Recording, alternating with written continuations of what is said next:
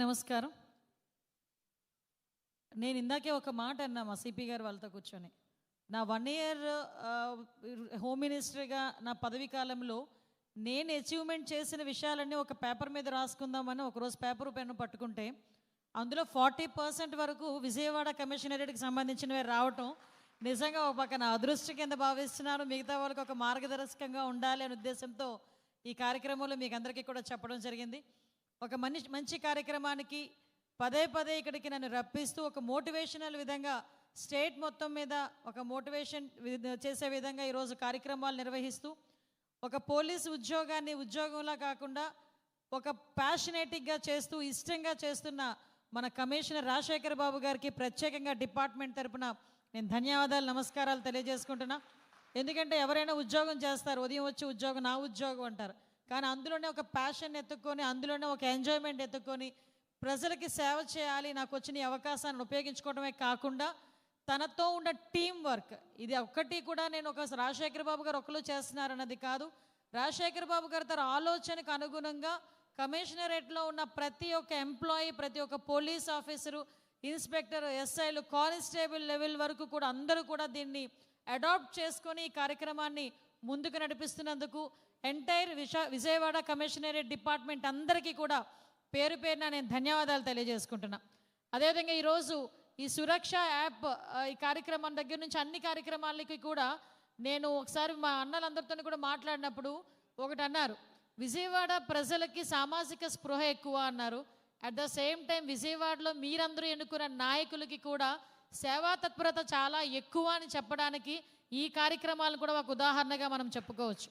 ఎందుకంటే ఈ కార్యక్రమానికి శ్రీకారం చుట్టి మేడం ఈరోజు సీసీ కెమెరాల ఇష్యూలో మనం ఒక ఇనిషియేషన్ తీసుకుంటున్నాం, మీరు రండి అనేటప్పుడు ఫస్ట్ చెప్పింది మన సుజనా చౌదరి గారు ఆ కాన్స్టిట్యున్సీకి సంబంధించి మాకు ఫండ్ ఇచ్చారమ్మా, దగ్గర మాకు కొన్ని లక్షల రూపాయలు ఇచ్చారు, దాంతో మేము అన్నీ కూడా మేము పెట్టుకోగలుగుతున్నాం, ఇది మేము ఇమీడియట్గా చేయగలిగాం.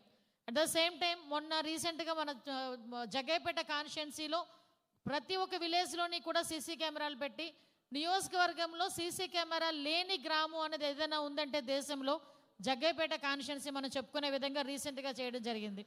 అదేవిధంగా ఇక్కడున్న మన ఎంపీ గారు కేసినేని చిన్ని గారు కానీ, మన ఎమ్మెల్యేలు గద్దె రామ్మోహన్ రావు గారు, మన బోండా ఉమా అన్న గారు, అదేవిధంగా కొలుపుపూడి శ్రీనివాస్ గారు అందరూ కూడా ఈరోజు సేవా తత్పరతతో మాకు ప్రజలు ఇచ్చిన ఈ అవకాశాన్ని మేము ఇంకొంచెం ముందుకు తీసుకెళ్ళాలి అనే ఉద్దేశంతో ఈరోజు ముందుకొచ్చి విజయవాడ కమిషనరేట్ ఈరోజు నిజంగా గూగుల్లో కూడా ఎతికినా కూడా సీసీ కెమెరాలు ఫుల్ ఫ్లెజ్డ్గా ఉన్న కమిషనరేట్ ఏదైనా కంట్రీలో ఉంది అంటే అది విజయవాడ కమిషనరేట్ చెప్పుకోవడానికి ఈరోజు మనందరం కూడా గర్వపడాలి.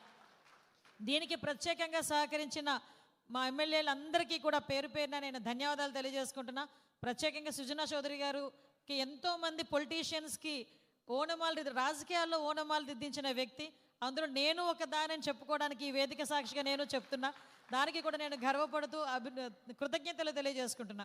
ఈరోజు మీ అందరికీ తెలుసు, ఈరోజు టెక్నాలజీ విషయంలో ఎవరు ఎలా ఉన్నా కూడా మన గౌరవ సీఎం గారు ప్రత్యేకంగా టెక్నాలజీ మీద ఒక అవగాహనతో టెక్నాలజీని అడాప్ట్ చేసుకుంటే ఈ స్మార్ట్ పోలీసింగ్ అన్నది, ఇన్విజిబుల్ పోలీసింగ్ అన్నది మనకి ముందు వెళ్తే ఇంకొంచెం ఎఫెక్టివ్గా మనం పని చేసుకోగలము, మన డిపార్ట్మెంట్కి కూడా అంత బర్డెన్ కూడా ఉండదు అనే ఉద్దేశంతో అన్ని డిపార్ట్మెంట్స్తో పాటు నిన్ననే ఒక ఏఐ హ్యాక్థాన్ ఏర్పాటు చేసి స్టేట్ లెవెల్లో ఒక కార్యక్రమాన్ని దేశంలోనే మొట్టమొదటిగా ఆర్టిఫిషియల్ ఇంటెలిజెన్స్ని పోలీస్ డిపార్ట్మెంట్కి అడాప్ట్ చేయడానికి ఒక హ్యాక్థాన్ కూడా నిర్వహించడం జరిగింది. దీనికి మన డిపార్ట్మెంట్ పెద్దలందరూ కూడా, మన డీసీపీ గారు, అదేవిధంగా టెక్నికల్ ఐజీ మన శ్రీకాంత్ గారు, మొత్తం అందరూ కూడా చాలా ఇనిషియేషన్ తీసుకొని అందులో నిన్న మన సిపి గారు, ఎస్పీలు అందరూ కూడా దీనిలో పాలు పంచుకోవడం జరిగింది. దీని వలన ఒక గంట 8 hours పనిచేసే ఒక వ్యక్తి వితిన్ ఏఐ ద్వారా వితిన్ 8 minutesలో ఆ వర్క్ కంప్లీట్ చేసుకునే పరిస్థితి కూడా కనిపిస్తూ ఉంది. సో దీన్ని బేస్ చేసుకొని ఇప్పుడు జరుగుతున్న నేరాల దృష్ట్యా, అదేవిధంగా దాంట్లోని ముందు నేరస్తులకు తెలివితేటలు ఎక్కువైపోయినాయి, వాళ్ళ తెలివితేటలకు అనుగుణంగా అంతకు మించి తెలివితేటలతో, అంతకు మించి స్మార్ట్ పోలీసింగ్తో, ఇన్విజిబుల్ పోలీసింగ్తో ఈరోజు మనం క్రైమ్ని కంట్రోల్ చేసేయాల్సిన బాధ్యత కూడా మనందరి మీద ఉంది. దానిలో భాగంగానే ఇక్కడ విజయవాడలో ఉన్న దాతలందరికీ కూడా నేను ప్రత్యేకంగా ధన్యవాదాలు తెలియజేసుకోవాలి.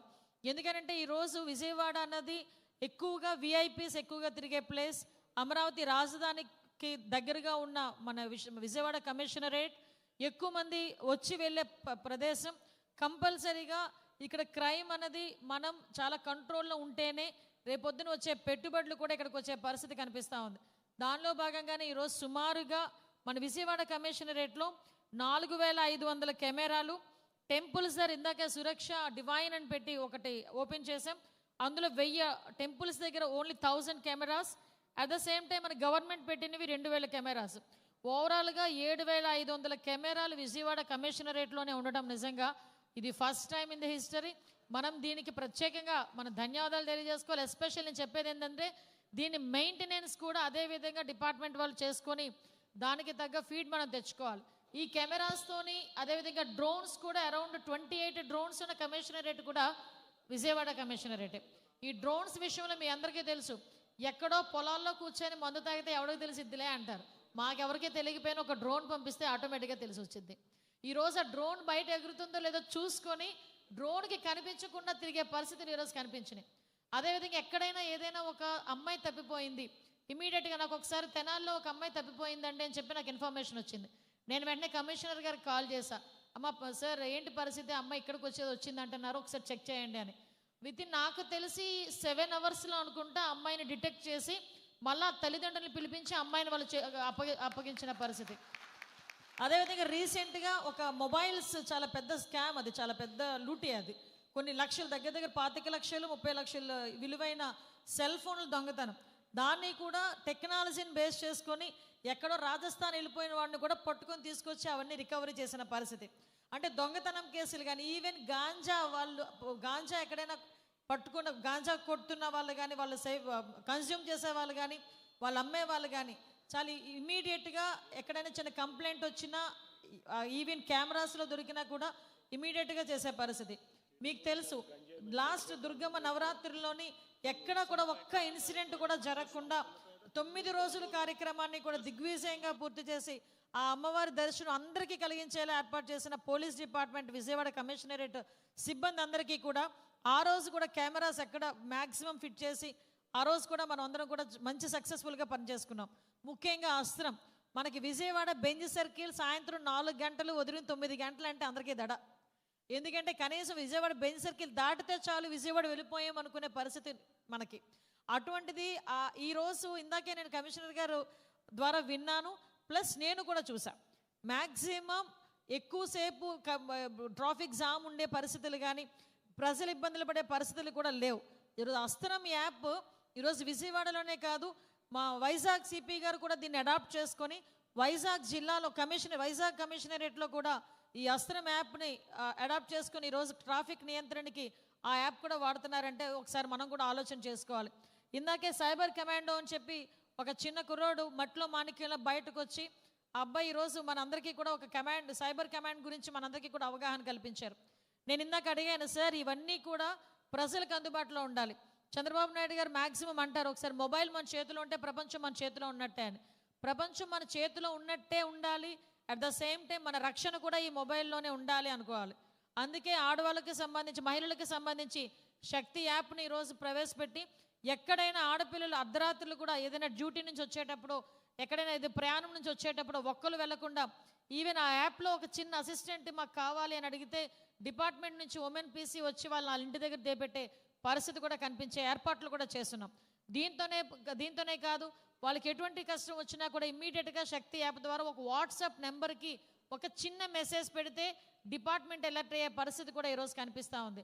దయచేసి మీ అందరికీ కోరుకునేది ఒకటే, ఈరోజు టెక్నాలజీని బేస్ చేసుకొని ఆర్టిఫిషియల్ ఇంటెలిజెన్స్ని బేస్ చేసుకొని ఈరోజు పోలీసింగ్ అన్నది చాలా ఎఫెక్టివ్గా ముందుకెళ్తుంది. ఈరోజు విజయవాడకి సంబంధించి ఇందాక ఎంపీ గారు చెప్పినట్టుగా మనకి మోడల్ పోలీస్ స్టేషన్ ఏర్పాటు చేయడం అనేది చాలా నెససరీ. ఎందుకంటే అది ఏర్పాటు చేయడమే కాదు, పోలీస్ వెల్ఫేర్కి సంబంధించి కూడా మనందరం కూడా కార్యక్రమాలు చేసుకోవాల్సిన బాధ్యత ఉంది. మీ అందరి సపోర్ట్తో డెఫినెట్గా ఈ కార్యక్రమాలన్నీ పూర్తి చేసుకుంటామని మీ అందరికీ కూడా తెలియజేసుకుంటూ ఈరోజు ఈ సురక్ష యాప్ కానీ సురక్ష డివైన్ కానీ అదేవిధంగా నేను ఒకటే కోరుకుంటున్నా, ఎక్కడైతే కాలేజెస్ ఉన్నాయో కాలేజెస్ దగ్గర కూడా డెఫినెట్గా ఈ సురక్ష విద్య అని చెప్పి ఒక ఏర్పాటు చేసి మళ్ళా నేను వచ్చి అది కూడా ఓపెన్ చేయాలి ఆ యాప్ కూడా. డెఫినెట్గా దానికి కూడా శ్రీకారం చుట్టమని కమిషనర్ గారిని రిక్వెస్ట్ చేస్తూ ఈరోజు ఒకటే మీ అందరికీ కూడా విన్నపం అండి, ఈరోజు పరిస్థితులు ఎలా ఉన్నాయంటే మనం ఎంత ఏమరపాటులో ఉంటే మన మీద బురద చల్లడానికి రెడీగా ఉన్నారు. ఈరోజు అదే కాదు, ఏమరపాటులో ఉంటే మన దగ్గర నుంచి తప్పించుకొని మన చేతిలో మన డబ్బులు మన దగ్గరే ఉన్నాయి అనుకుంటాం, కానీ మనకి తెలియకుండానే అవతల వాళ్ళ అకౌంట్లోకి వెళ్ళిపోతున్నాయి. సో ఇటువంటి సిచ్యువేషన్స్లో మనం జాగ్రత్తగా ఉండడం అన్నది ఒక ఎత్తు. అట్ ద సేమ్ టైం సమాజానికి ఉపయోగపడే పనులు చేయాలి, దానికి సహకరించాలి, గవర్నమెంట్కి సహకరించాలి అన్నది కూడా మరొక ఎత్తు. కాబట్టి మీరందరూ కూడా సహకరించాలని మనస్ఫూర్తిగా కోరుకుంటూ, ఒక మంచి కార్యక్రమానికి ఈరోజు నన్ను ఇక్కడికి ఆహ్వానించి ఆ కార్యక్రమంలో పాల్పంచుకునే అవకాశం కలుగజేసినందుకు ప్రత్యేకంగా మన కమిషనర్ గారికి ధన్యవాదాలు తెలియజేసుకుంటూ, ఈ కార్యక్రమంలో పాల్పంచుకున్న ఎమ్మెల్యేలందరికీ కూడా ప్రత్యేకంగా ధన్యవాదాలు తెలియజేసుకుంటూ సెలవు తీసుకుంటున్నా. జై హింద్.